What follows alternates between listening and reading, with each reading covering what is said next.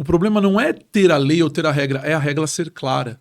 Porque as empresas, elas ficam nessa instabilidade. Porque aí eu fico pensando, por exemplo, o RH da empresa. Ele vai tomar a decisão, vou fazer a dispensa ou não vou? Aí ele vai chegar e vai falar, mas e se eu faço a dispensa e depois reconhece a estabilidade? Aí o meu gestor vai vir me cobrar, por que você fez a dispensa? Se ele tinha estabilidade. Isso vai gerando uma bola de neve que vai gerando insegurança jurídica. Sim. E essa insegurança jurídica é o que a gente sempre acha que é o pior, tanto para as empresas quanto para os trabalhadores. Porque isso vai ter uma reação. Sim. Qual que vai ser a reação das empresas que eu acredito que vai acontecer? Proteger de algum jeito. Vai se proteger de algum jeito. Muito provavelmente, muitas empresas vão adotar, então não vou mais emitir CAT. Deixa quieto. Isso pode aumentar a subnotificação dos acidentes. Pode aumentar, a gente diminuir, inclusive, as estatísticas oficiais de acidente de trabalho. Isso tem a ver com políticas públicas, tem a ver com... Exatamente. Então, assim, perde um pouco até o sentido da coisa, né? Olá, pessoal. Eu sou Alexandre Guzmão, da revista Proteção. Estou aqui para apresentar mais uma edição do Proteção Tendências. Hoje, o meu entrevistado é o meu amigo João Batista Opitz Neto. Ele é médico do trabalho, advogado, e tem tanta coisa que eu até vou dar uma coladinha aqui. Especialista em medicina do trabalho, medicina legal, perícia médica. Ele é doutorando em ciências jurídicas e sociais, tem mestrado em bioética, palestrante, professor e diretor do Instituto Paulista de Higiene e Medicina Forense do Trabalho. Na sequência, conversamos com ele.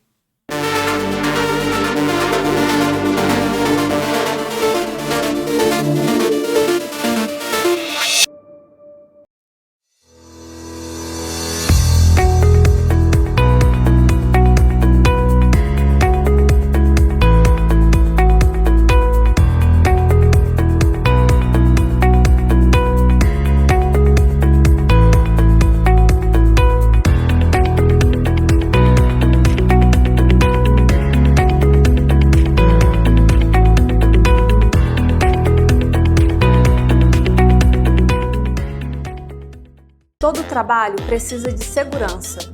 Por isso, existe um Marluvas para todos os riscos que você possa enfrentar.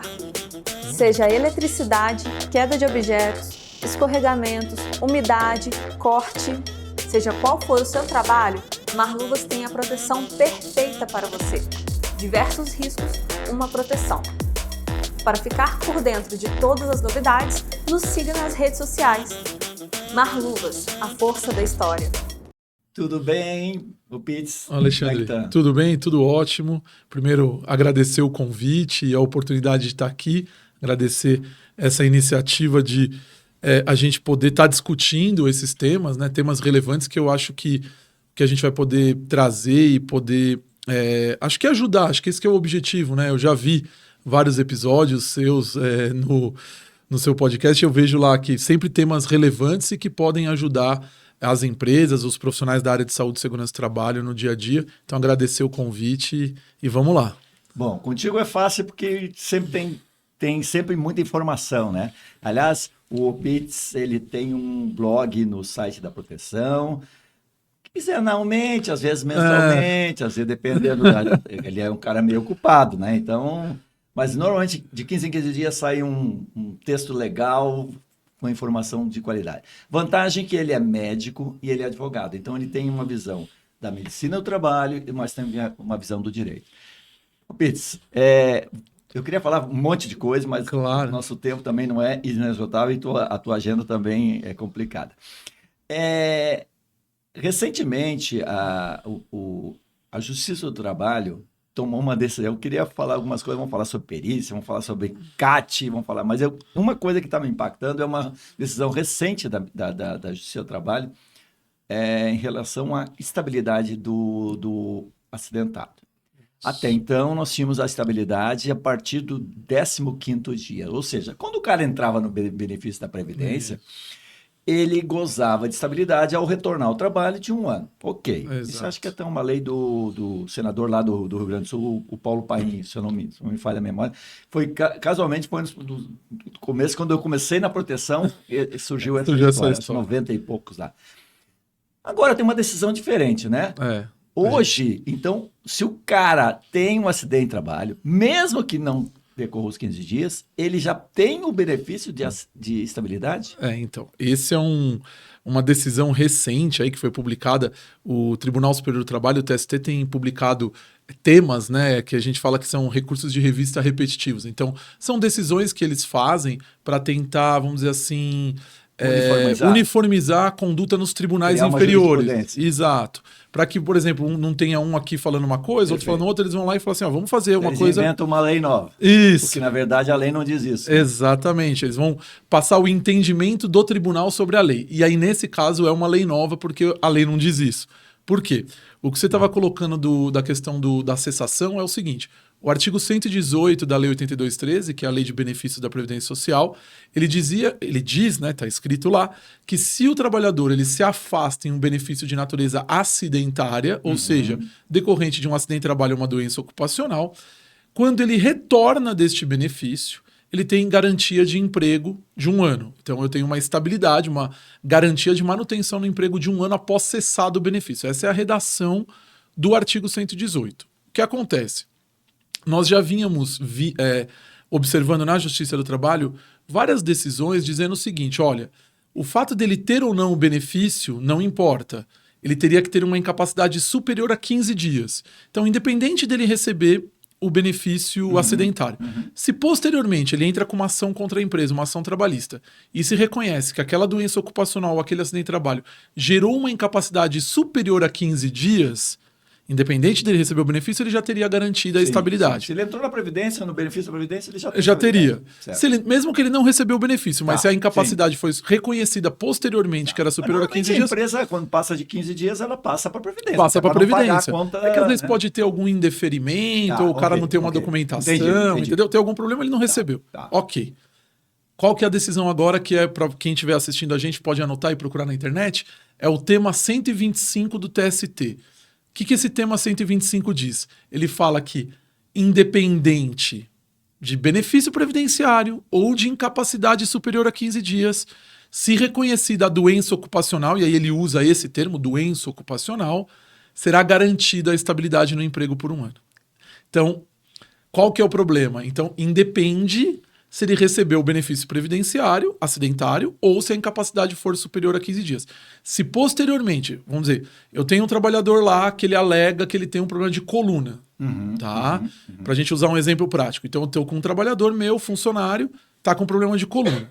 Ele nunca ficou afastado no INSS. Ele nunca apresentou um atestado superior a 15 dias.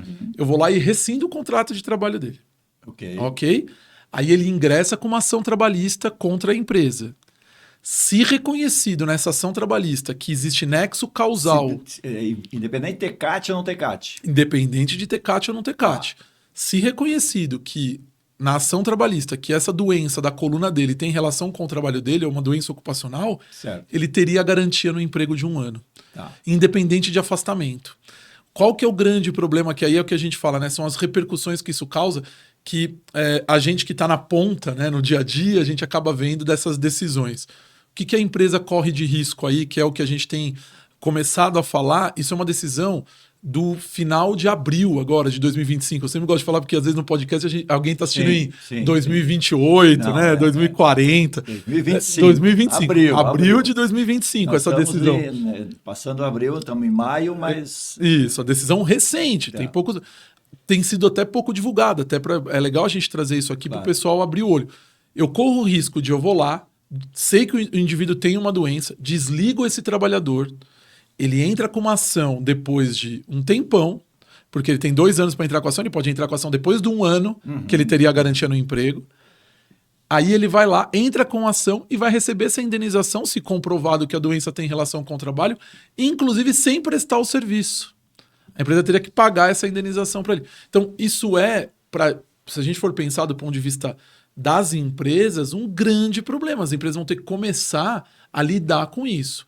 E aí fica aquela história, né, Alexandre, que a gente sempre defende a proteção, eu sempre vejo todo evento da proteção bate nisso, etc.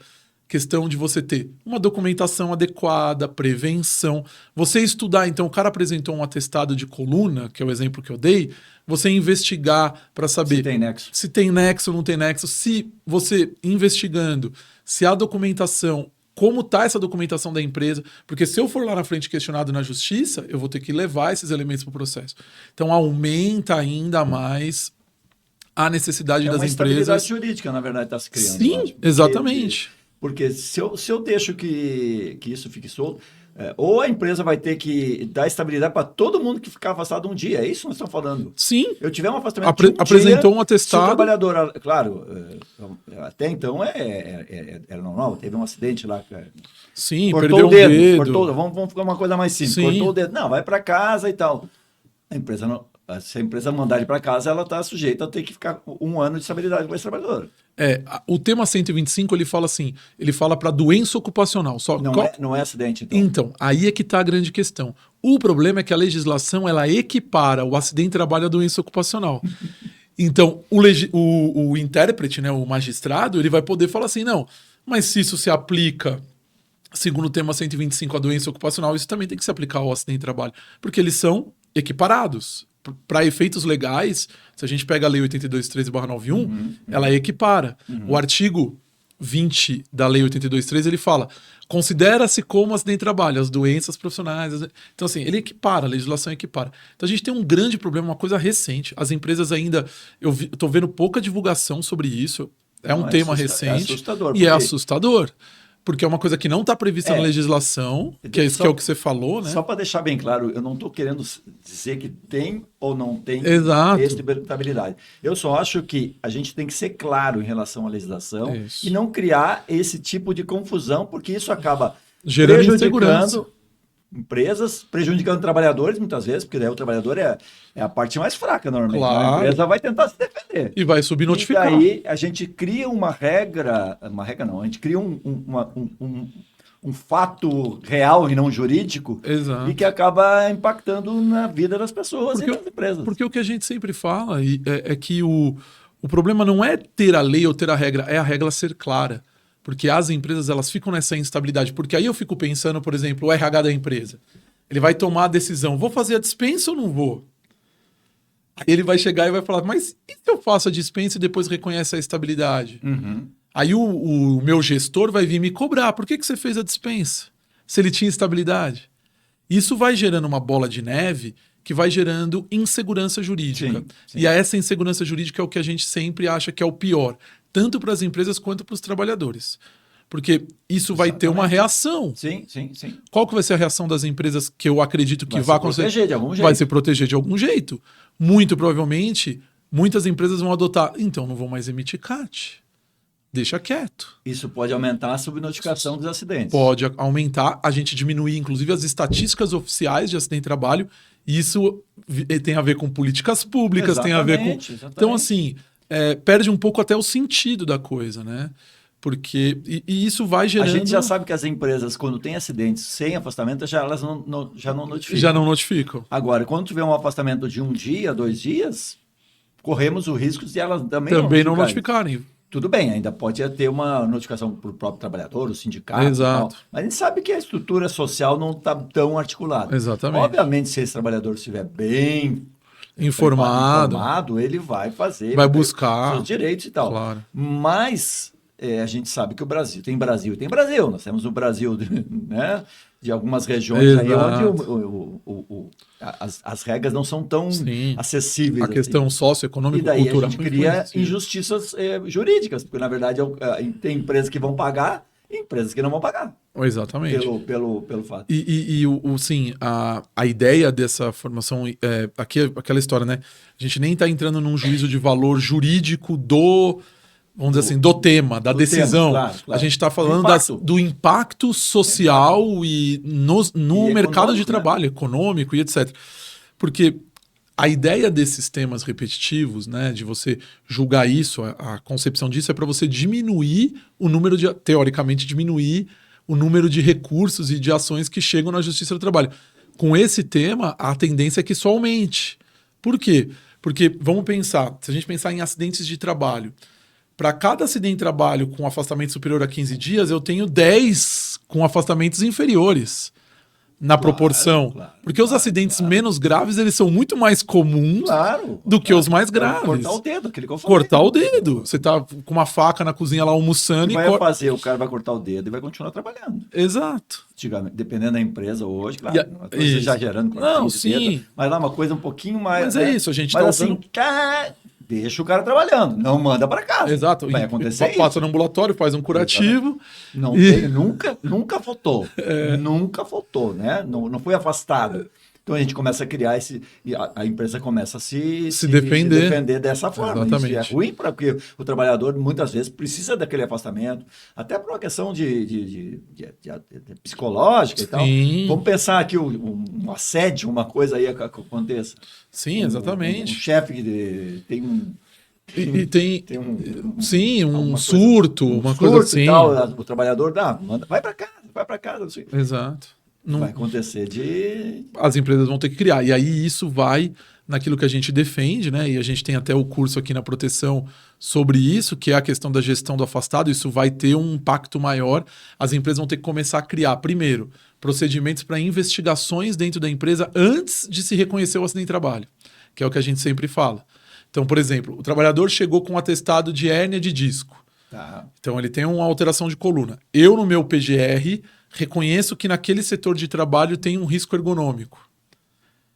Eu não posso correr o risco de deixar que isso vá, porque lá na frente ele... Vai ligar o risco, vai fazer o nexo. Vai fazer o nexo. Não, eu vou ter que fazer uma investigação no caso concreto. Se ele realmente teve... Se tem ou não a relação. Ligação. Exatamente.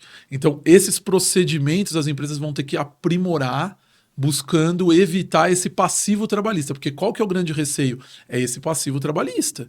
Porque você vai criando uma série de pessoas que estão estáveis dentro da empresa ou com uma possibilidade de ganhar uma ação na Justiça do Trabalho, e 12 meses de estabilidade, dependendo do valor de salário, não são valores pequenos, são valores altos.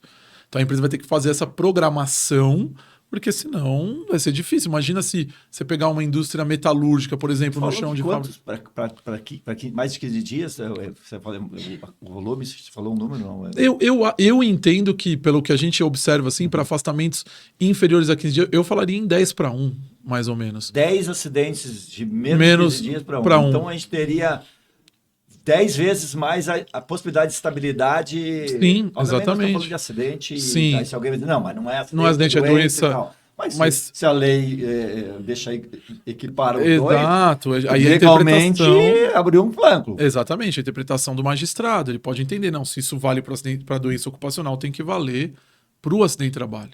Né? E aí a gente tem outros problemas. Notícia boa só, mas é assustador. É que a gente fala, né? A gente não quer ser profeta do apocalipse, mas a realidade se impõe, né? O pizza, o que você foi fazer com o meu dia? Agora eu me assustei. Eu tô... E agora tu deve estar gerando aí em vários profissionais que estão assistindo aí a dúvida, né? Sim. Como eu me preparo para isso? A primeira coisa que eu sempre recomendo é jurídico. Então, tem que consultar o jurídico da empresa. O médico, você no caso, ele Sim. Agora eu vou me transformar no advogado. Vai ter que consultar o jurídico. Porque tudo isso que a gente está falando são decisões, são sim, entendimentos. Claro. Não é uma coisa assim, então a partir de agora eu não posso mais mandar ninguém embora. Não, calma. A gente está só colocando, tem essa decisão. São possibilidades. São riscos. Exatamente, são riscos que eu tenho que me estruturar e estar atento. Acho que a grande questão aqui é a gente chamar a atenção para a pessoa estar atenta a isso. Então, tem que consultar o jurídico da empresa, porque aí o jurídico da empresa vai ter um posicionamento jurídico sobre aquela situação. Isso é muito importante, porque normalmente o profissional de segurança do trabalho, não é o seu caso que você é advogado também, mas o profissional de segurança do trabalho, ou ele é técnico de segurança, ou ele é médico, ou ele é engenheiro, ergonomista, higienista e tal. E a empresa, muitas vezes, faz perguntas para esse profissional de caráter jurídico. Exatamente. E o que é pior é que o profissional acaba respondendo. Exato. Assumindo um ônus, né? Um ônus, porque depois a empresa vai cobrar. Não, mas você me disse que você mandou um e-mail, né? Mandou um e-mail dizendo que eu podia. Que eu podia mandar embora. O cipeiro, não sei o quê. Isso não tem nada a ver com segurança do trabalho. Dispensa de cipeiro, estabilidade, afastamento. Isso é coisa jurídica. Jurídica, exato. Obviamente que o nexo causal, aí sim, nós estamos falando de técnico. medicina, ou né, engenharia, ergonomia. Do engenheiro que vai fazer, o técnico vai fazer. Mas quando eu falo de pode ou não dispensar, por favor, não deem esse parecer que vocês estão trabalhando de graça, primeira coisa. Isso. Não sem é ter função, conhecimento, né? e se expondo como profissionais. Claro, e isso a gente vê muito, né? Acho que é uma das coisas mais comuns, mandar um e-mail para o médico do trabalho assim, eu quero fazer a dispensa de tal trabalhador, eu posso? Existe algum problema? Existe risco de ação? Aí quando vem essas perguntas para mim, existe risco de ação? Você fala, risco de ação? Sempre vai existir, o cara pode entrar com ação, alegar tal. O que ele quer saber existe um risco alto, um risco baixo, um risco médio. Sim. Ok, só que a gente vai precisar trabalhar com isso, com investigação, e aí vai definir se tem ou não tem, mas esse tipo de consulta ela tem que ser feita ao jurídico. Porque é o jurídico que tem, seja jurídico interno, empresas maiores, empresas menores tem jurídico terceirizado, né? Tem um escritório de advocacia que atende na parte trabalhista, vai ter que fazer essa consulta e ter esse entendimento. Porque eu tenho certeza que a partir de agora a gente vai ter entendimentos diversos sobre isso. Como eu disse, é uma coisa nova, então a gente está colocando a decisão, isso vai ter repercussões, né? A gente vai ter que ver como que vai ser isso, como que a Justiça do Trabalho, a própria Justiça do Trabalho vai se comportar em relação a tudo isso. Mas é só para fazer um alerta. Propondo um caminho, mas é um alerta. É um alerta. Mas pode ser esse caminho. E exato. se for esse caminho, é muito preocupante. Porque você pensar que qualquer doença ocupacional ou qualquer acidente de trabalho, e me preocupa muito mais o acidente de trabalho do que as doenças ocupacionais. Sim.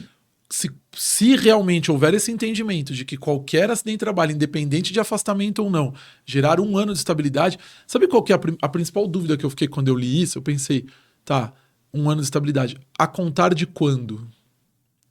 Quando que qual é o marco inicial? Porque o retorno, a regra é o retorno da Previdência, ou seja, eu vou 15 dias, né? Isso. Digamos, se eu ficar Fiquei 17 30. dias, esses 2 dias, depois desses 2 dias exato. no benefício, vamos dizer, no benefício, estou falando... Sim, mas é benefício, mas passa a contar. Exato. No 17º dia, começa a contar 1 ano de estabilidade. Isso, porque o artigo diz da cessação do benefício. Certo. Então, por exemplo, se eu fiquei afastado 4 meses, certo. Acabou os 4 meses, eu voltei para a empresa, fiz o exame de retorno ao trabalho, perfeito. Começa a contar a estabilidade. 1 ano, tudo bem. Perfeito.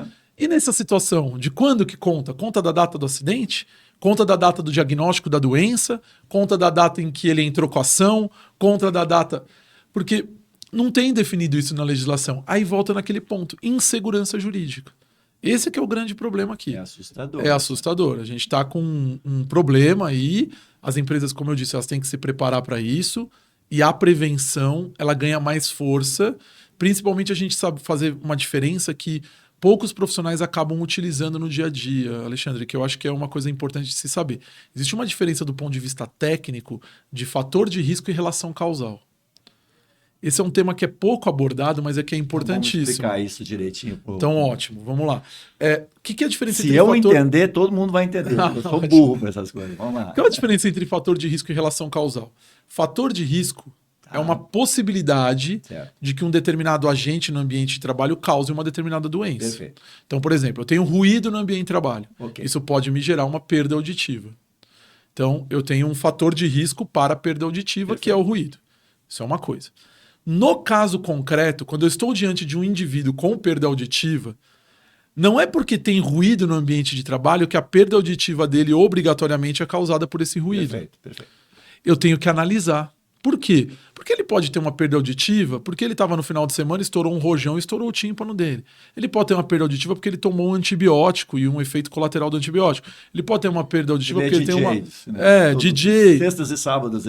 Ele pode ter por uma otosclerose, porque ele está com um tumor no nervo que conduz um impulso auditivo. Eu tenho um N possibilidades. Multifatorial. Eu posso ter várias causas para isso.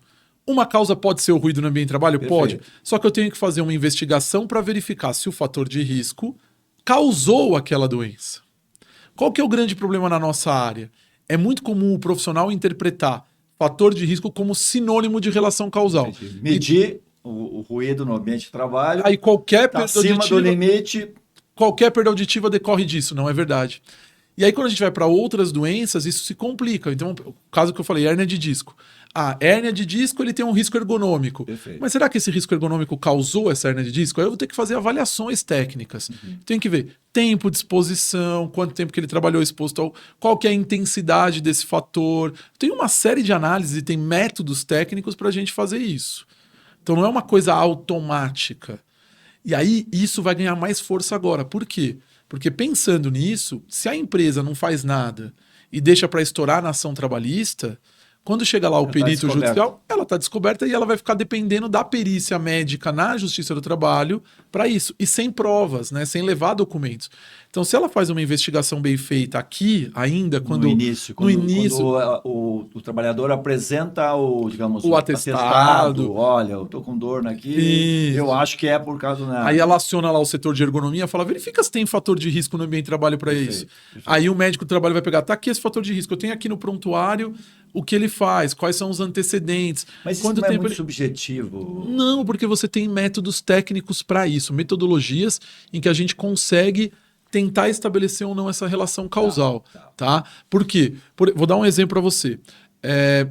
Existem alguns, na Previdência Social, por exemplo, eles usam um tipo de nexo, que é o famoso nexo técnico-epidemiológico, que leva em conta só a epidemiologia. Sim. Se tem um monte de pessoas com uma doença naquela profissão... Aquela profissão causa a doença. Toda profissão, potencialmente... todos os profissionais daquela profissão, potencialmente são... Exatamente. E aí, atingidos. Nós, empresa, podemos contestar, inclusive, esse tipo de nexo. Certo. E aí é isso que a gente faz. A gente vai investigar, no caso concreto, e verificar. Tem o fator de risco no ambiente de trabalho? Não tem? Tá, tem esse fator de risco. Mas como que é esse fator de risco? Porque o trabalhador, ele pode, por exemplo, vamos dizer... Levantamento de peso. Você pode ter um trabalhador que passa o dia inteiro levantando peso.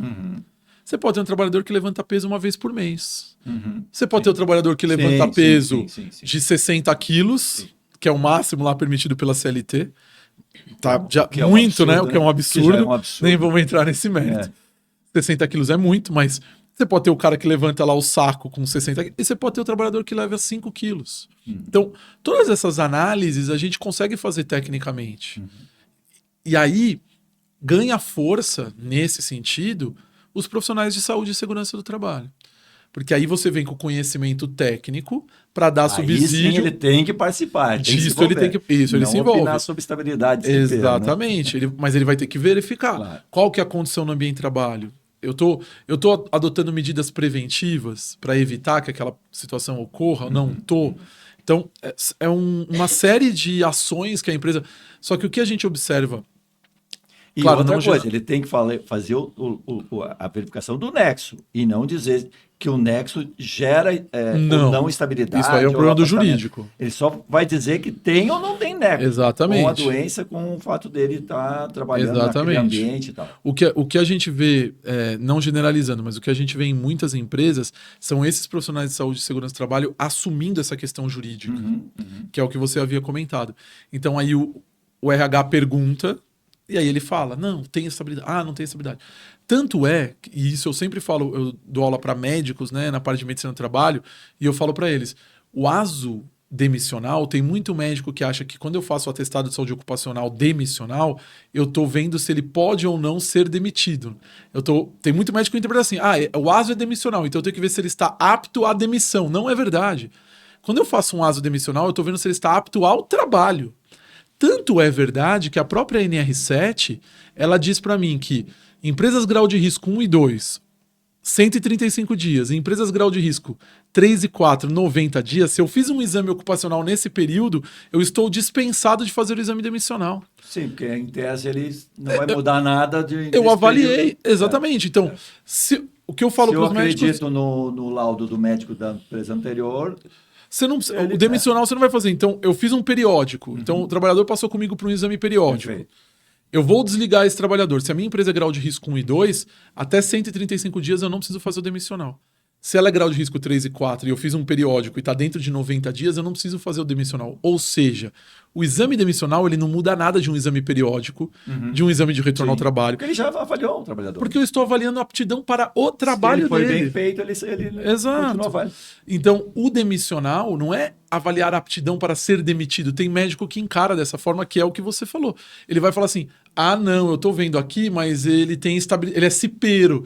Então eu tenho que colocar no ASO inapto? Não, o ASO é apto. Sim. Quem o tem que ver advogado da empresa que vai querer... que vai ter que ver se é cipeiro, se vai pagar por o cipeiro, o tempo de estabilidade, se pode demitir, se não pode. Só que os profissionais acabam se metendo nesse negócio. Mas, Pitts, agora vamos falar um pouquinho. Tu é advogado também, então eu posso falar. Claro. Os advogados não se posicionam nessas horas. Sim. Na maior parte das vezes, obviamente não é o claro. caso que tu tem. Infelizmente o tem advogado, isso, né? ele fala o tradicional depende, né? É a resposta... vou ser processado? Depende. Ou, é que não há uma garantia. O que a gente fala sempre é que você tem que avaliar... Posso ser processado? Pode. Pode. Serve. Mas... Risco e benefício. Sempre a gente tem que trabalhar com isso. As empresas têm que trabalhar com isso. O advogado está acostumado a isso, porque é o dia a dia. É o dia a dia. A gente está acabando de falar de uma decisão jurídica que, digamos, na nossa avaliação, na tua avaliação a partir do que você está me falando, na minha avaliação também, vai contra o que diz a lei. Sim. Né? Não está previsto na legislação. Não está previsto na lei. Então, se não tem estabilidade antes de 15 dias, para doença ou para acidente...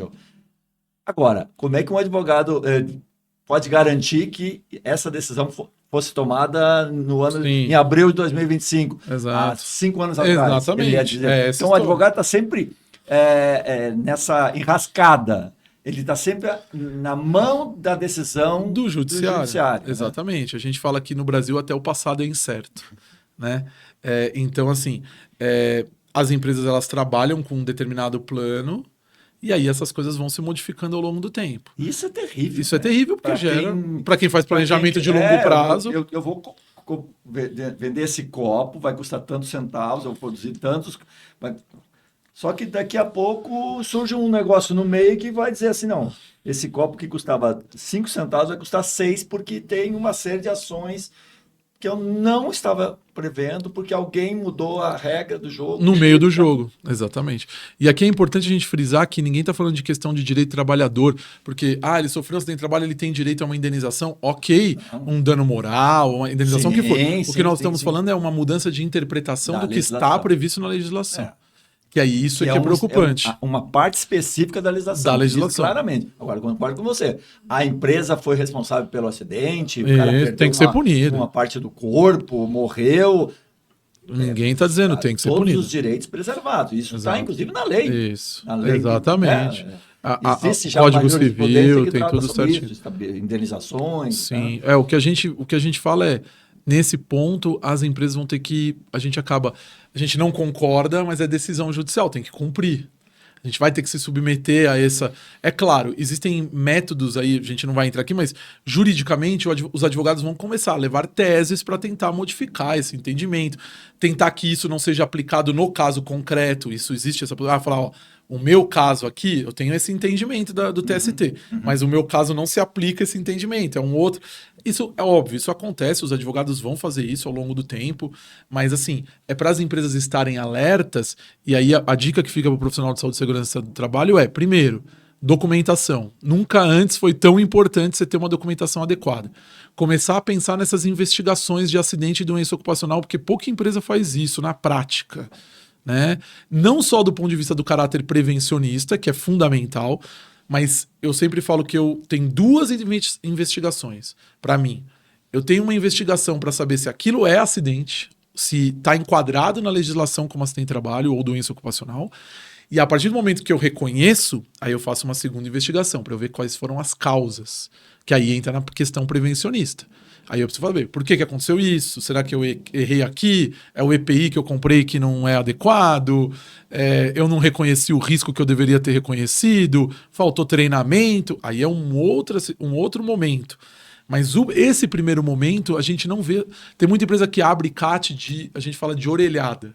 Do ouvir dizer. O trabalhador falou que aconteceu tal coisa. Então abre a CAT. Porque pensa nessa história. É menos de 15 dias. Não tem repercussão nenhuma. Não entra no FAP, não tem problema, abre a CAT. E a gente agora tem que começar a pensar, falar assim, não é bem assim. Pode ser que isso tenha uma repercussão e grande para as empresas. Se abriu a CAT... Você reconheceu. A porta aberta. Exatamente. Né? Isso é muito ruim, porque, como a gente já falou, vai fazer com que as empresas que abriam a CAT quando era necessário acaba vão se perguntar 300 vezes. Exatamente. Precisa mesmo? Será que é para abrir? Mas eu acho muito, eu acho que o direito é maravilhoso, mas eu acho muito ruim quando a gente começa a tratar a prevenção, a segurança e a saúde do trabalho sob a ótica do direito. Então, as empresas estão investindo muito mais nos seus departamentos jurídicos do que nos seus departamentos de prevenção. Se a gente for pensar... Isso é muito ruim para os profissionais como um todo, mas também para os trabalhadores, claro. E para a empresa mesmo, porque a gente acaba transformando tudo numa questão jurídica. Isso. E infelizmente, os advogados ganham esse espaço porque essas ramificações jurídicas, o Brasil é instâncias e vai e tal, e ele consegue ganhar tempo, e daqui a pouco as coisas se prescrevem e ele ganha os méritos do trabalho que é prioritariamente de médicos, engenheiros, técnicos, né? Infelizmente, é ruim isso. Aquilo que a gente fala, né? A burocratização, que é horrível, né? Essa questão jurídica, de você ter muitas vezes as empresas terem que adotar condutas mais jurídicas do que na proteção ao trabalhador. E tem muita coisa que a gente faz. Se a gente for ver quanto tempo a gente gasta com isso dentro das empresas no dia a dia, são horas absurdas que eu poderia estar fazendo outras coisas. Mas eu tenho que fazer. Eu tenho que documentar, eu tenho que pegar assinado. Toda a burocracia que envolve a parte de saúde e segurança do trabalho. Em vez de desenvolver uma proteção para a máquina ou um sistema de exaustão né? Eu estou preenchendo o documento, estou fazendo aí. Exatamente. E daí... Em vez de eu estar no chão de fábrica vendo o trabalhador, como que ele faz, orientando e tal, eu tenho que ficar fazendo meu PGR, porque senão vai chegar lá e eu vou tomar uma multa. Muito cuidadosamente do que eu vou botar no PGR, que é muito ruim, porque daqui a pouco, né, a gente falou de subnotificação de acidentes, mas tem subnotificação de riscos também. Subnotificação, e a gente tem um problema maior, que é modelos. Isso é o que me arrepia no negócio de modelo. Por quê?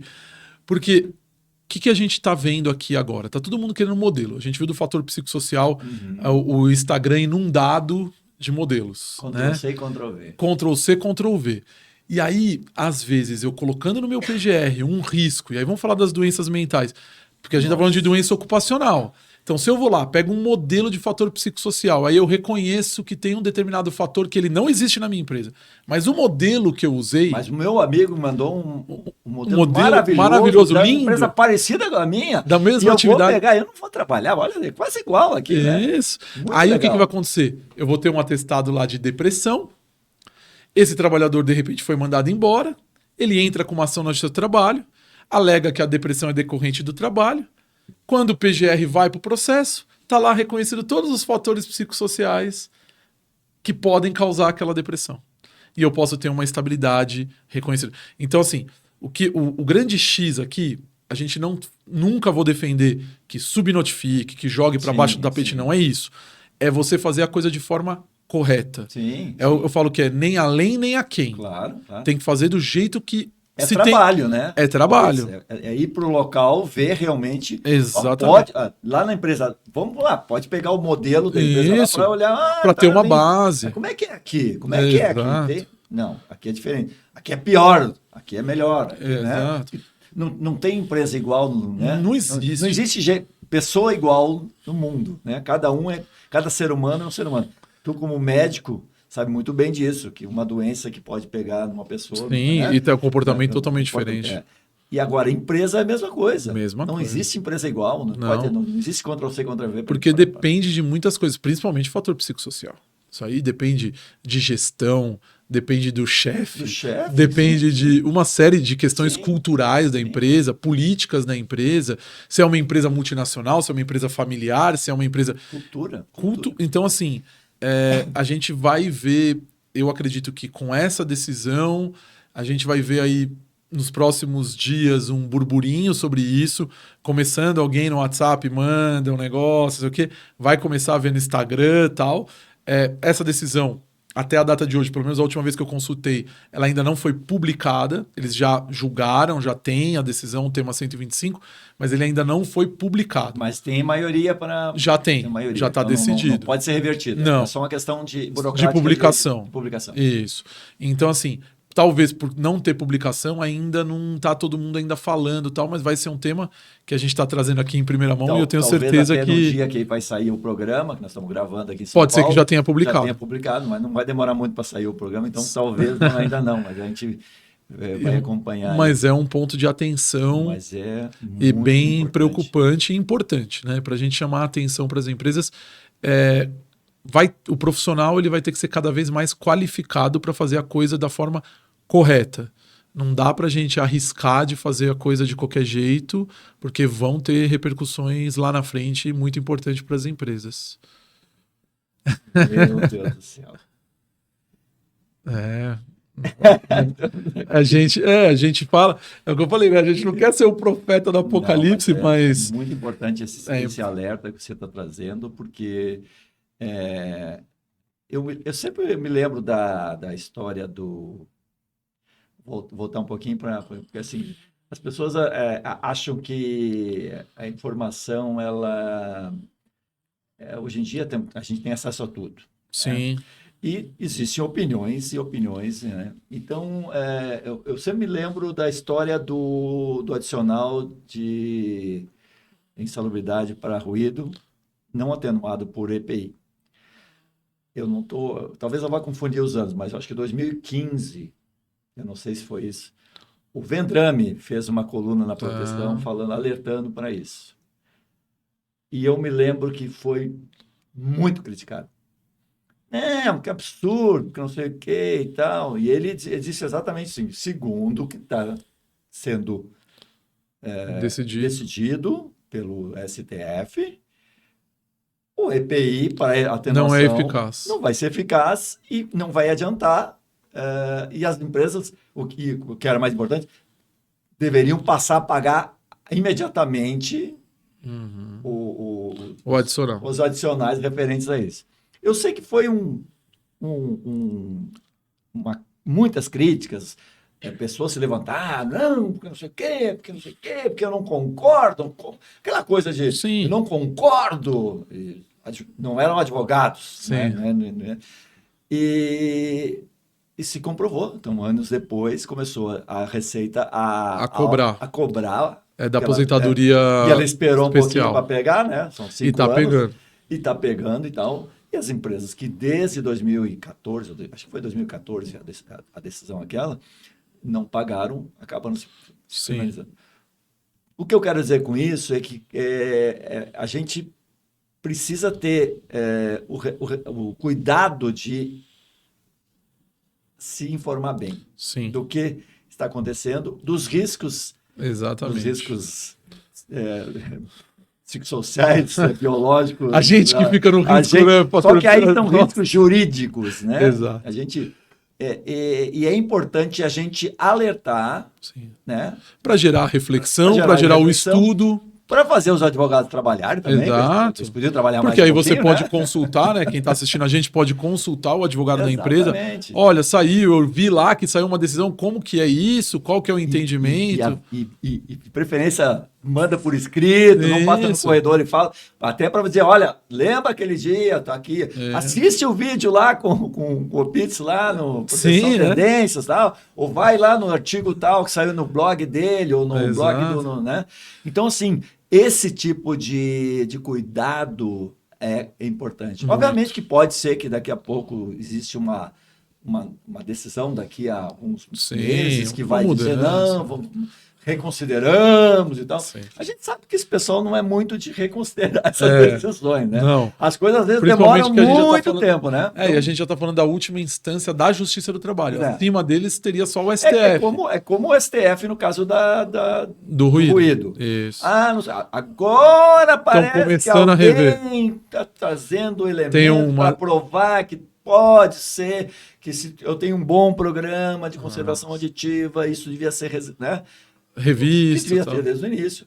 E talvez daqui a alguns meses, daqui a alguns anos... Se modifique. Mas nesse período todo, eu criei um passivo terrível. Terrível. E você está falando exatamente a mesma situação. Eu posso, nesse período agora, qualquer trabalhador atingido por isso, se julgar prejudicado, ele tem todo o direito de recorrer e, digamos, se o juiz da primeira, segundo, ou DST, considerar válido, a empresa vai ser punida. Exatamente, exatamente.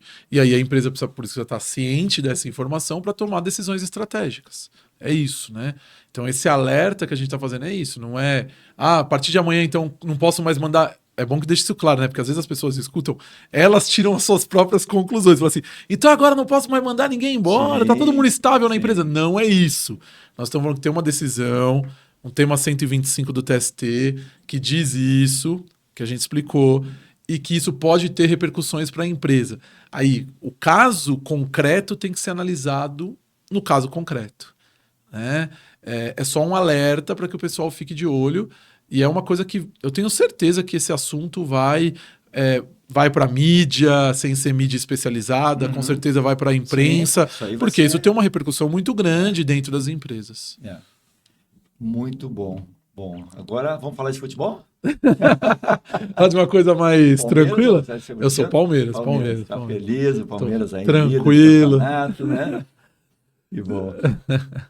Pitts, eu queria te agradecer, foi muito bom a gente bater esse papo, conversar sobre esse assunto, apesar de ser um tema denso, mas é importante que os profissionais que estão nos ouvindo, né, eles percebam que existe um caminho para tentar entender melhor. Bom, pode ser que surjam interpretações diferentes, claro. E é do jogo, né? E faz parte do direito. Mas é importante a gente saber que a gente precisa estar por dentro do assunto, estar preparado para as consequências, de um jeito ou de outro, porque esse é o caminho desse tipo de situação. Não, com certeza.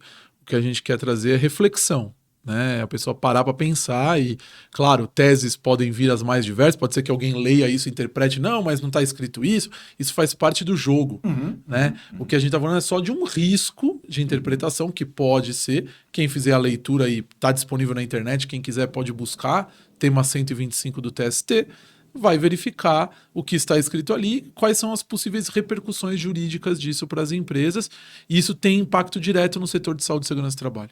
Porque eu tenho certeza que a empresa, a hora que tiver com esse problema na mão, ela vai consultar o setor de saúde e segurança do trabalho. E aí você tem que saber, olha, eu já ouvi falar disso em algum lugar, era lá, não é bem assim, ou é assim. Então, é bom, o profissional ele tem que estar atualizado, essa parte jurídica também faz parte. Acho que talvez, eu brinco e falo que a medicina do trabalho talvez seja a parte da medicina mais regulamentada por legislação, né? Porque a gente tem lei para tudo. Como eu faço, o que tem que ter no meu atestado, o que não tem que ter, como que faz o exame, que exame que eu faço, quem assina, quem não assina. O coordenador, quem é o médico, não sei o quê. E até a limitação, assim, quais exames são obrigatórios, não sou nem eu que escolho, se tem o risco eu tenho que fazer o exame. Então, assim, é uma atividade altamente regulamentada, como a engenharia de segurança do trabalho, o técnico de segurança do trabalho, o ergonomista na questão, o higienista ocupacional, tem regulamentação. A gente tem que estar sempre atualizado, porque às vezes isso também faz o diferencial pro profissional se colocar no mercado, né? Então, tem que estar atento a esses temas. Agora fica a pergunta final. O Palmeiras tem Mundial? Ah, claro que tem. E, ó, eu tô brincando, eu sempre falo, ó, talvez o Palmeiras vai ganhar o Mundial mais difícil esse ano. Tem Mundial, hein? Ó, o mais difícil, hein? Vamos lá. Ô, Pedro, obrigado. Obrigado, Alexandre. Obrigadão, viu? Contigo. Eu que agradeço. Pessoal, esse foi um bate-papo muito agradável. O tema pesado, mas o Pitts deixa leve a discussão, com o meu amigo João Batista Pitts Neto. Na semana que vem, a gente volta com mais um Proteção Tendência. Até lá, pessoal. Tchau, tchau.